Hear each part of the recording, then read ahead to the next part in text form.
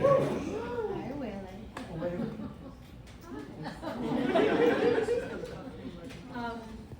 So, this is my first time here.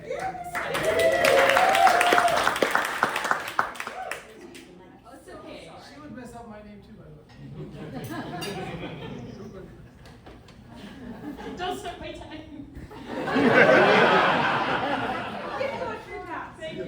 Okay. So when I learned of the theme, passion, several things flashed.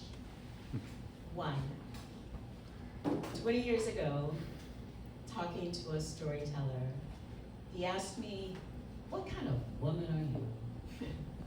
And I was like, he said, "You don't know?" And I said, "Well, give me a minute." He said, "Oh, come on. There are only two kind of women in the world." I was like, "Really? Two?" He said, "Yeah. There's the woman that will kill you, and the woman that will make you want to kill yourself."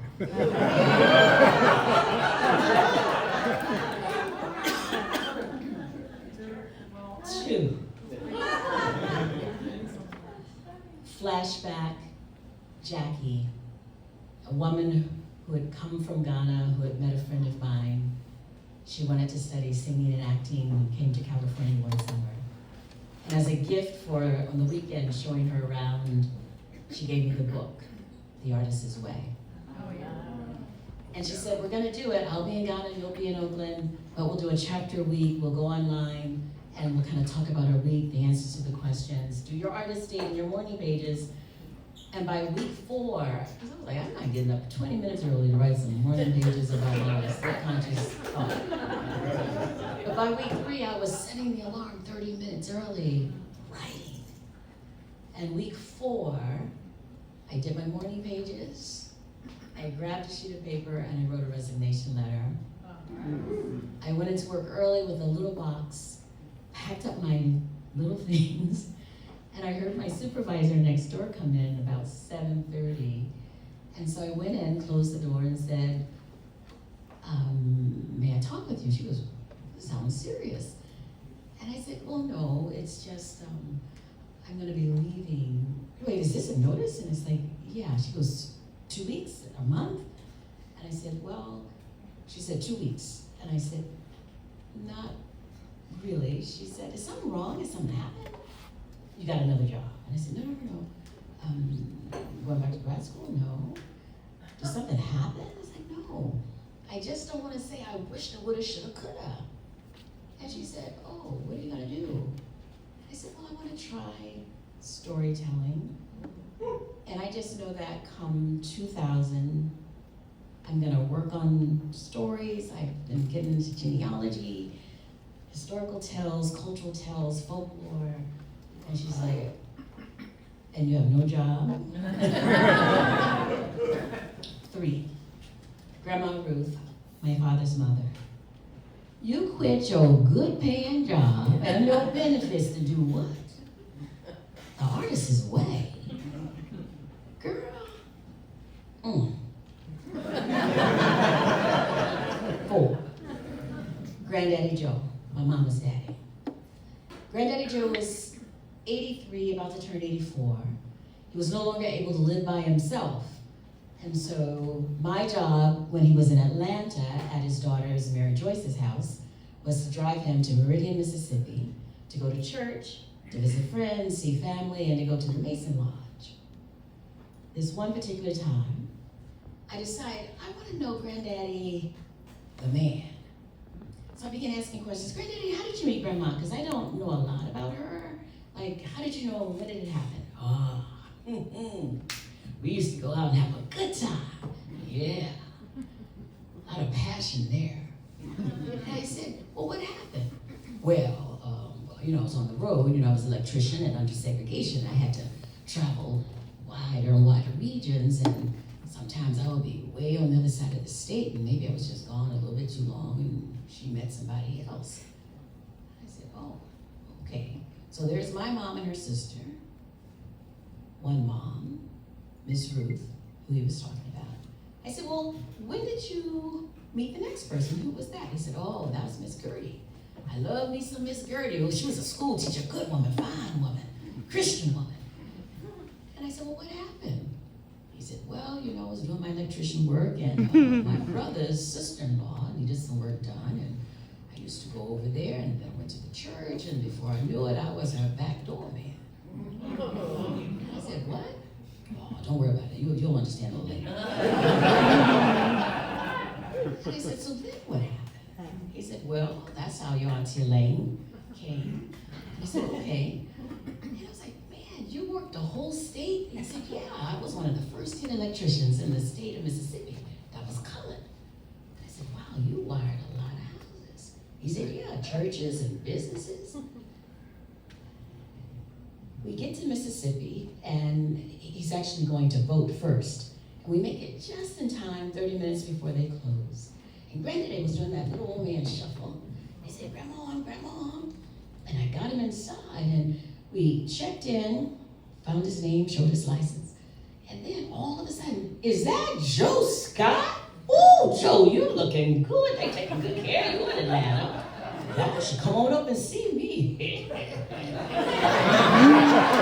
Well, I reckon we will. What's your address? Oh, my granddaughter give it to you. I got to vote before they close. I took his arm, and he said, and he took big strides. Said goodbye, gave them the address, the phone number in Atlanta, and we went outside, and I said, where's next? Shall we go over to Anamara? I want to go by see Miss Gertie. I said, well, last time Miss Gertie said, give her a call, don't just drop by, she might have company. Oh, no, she leave the back door open for me. I said, Granddad, wait a minute. He said, no. And I said, I'm gonna call her. She said, oh, I'm so glad you called. Not tonight, I'm busy, I have company tonight. But maybe the next day or two. And I said, okay, he was a little disappointed. So then he said, well, call Mr. Lane, call Sandra's mom. And she was out. Then he had me call someone else. The rest of that trip, we went to Elmira's, had a really nice dinner. We visited church, his Mason brothers' friends. And he had one more stop before we got back on the road to Atlanta. And I said, oh, is this someone else you used to work with? And it was shocking to me because Granddaddy was in his 80s and he had friends who were still working. Under segregation, didn't have much of a pension, not fair pay, equitable pay. And so I didn't think much about it. We pulled up to this 3-story building. He said, come on, get my arm, and punched the 3rd floor. We went up, and it looked like a waiting room. And I said, oh, is your friend expecting you, or should we ring the bell? There's a sign that said, ring the bell. He said, ring the bell, ring the bell. So I rang the bell, and he's standing there. And a nurse came out. She said, can I help you? And he said, yeah, I need some condoms. Granddad! The waiting room fell out on the floor. And I'm like, I wish my brother was here instead of me. And the nurse said, well, yes, sir, I'll be right back. She came back with a bag, a brown bag, tape. Sir, do you need the instructions? I reckon I still know how to use them. And I couldn't see a thing. The waiting room was laughing like y'all. And so he took my arm. Oh, wait. First he had to get the bag. His hands was in his pocket.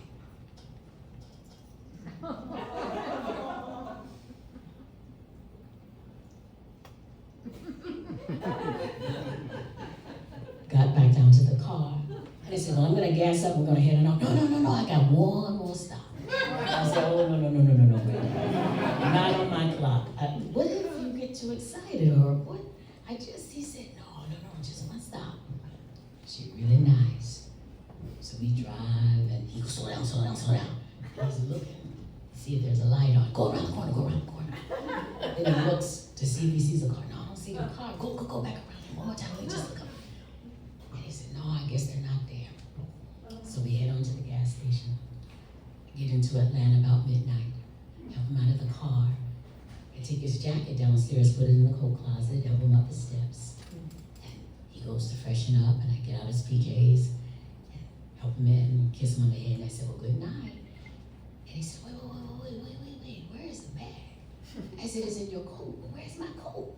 I said, it's in the closet downstairs. Go get that coat. And I said, okay. And I get the coat and he. And I said, what are you going to do? Yeah, I need to hide these. Very trust I have a fit if I had some condoms in the house. And he's 83, almost 84. And I said, well, where do you want to put them? Under your mattress? Oh, no, that's the first place she'll find them. You should change the sheets. I said, where? He said, the underwear drawer? I said, yeah. Put them in the underwear drawer, hide it. And then I said, okay, night-night. He said, wait, what drawer are they in? I said, the underwear drawer. No, put them in the sock drawer. I said, okay. Put them in the sock drawer. I said, okay, good night, Granddaddy.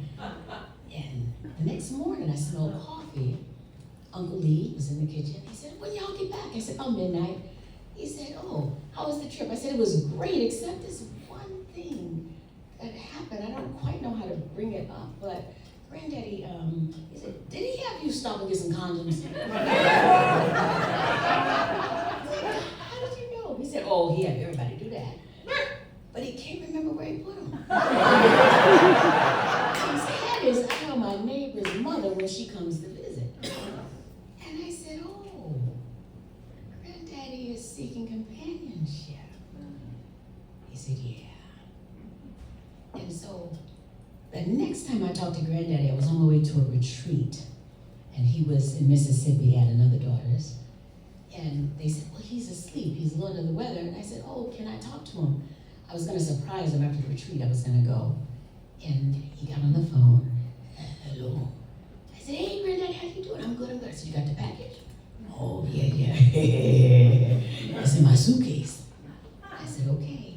Well, I'll talk to you. I'm going to a retreat. I'll call you when I get back. Well, unfortunately, at the retreat, on the third day, when we finally found out somebody had a way to communicate to the outside world, I had lots of messages waiting for me that he had passed. And I hopped in the car to get home. They had set up a flight. I flew down, and just as I arrived, they were bringing the casket out. And my auntie, oh, no, open it up. She has to. I said, no, I don't need to see him. He is here and in here. And I just put my hand on the casket. And I said, thank you for teaching me about passion.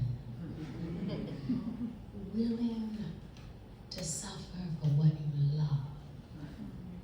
Yes? And then I thought, I wonder what kind of woman that was we were driving by. Maybe the kind of woman that make you want to kill yourself.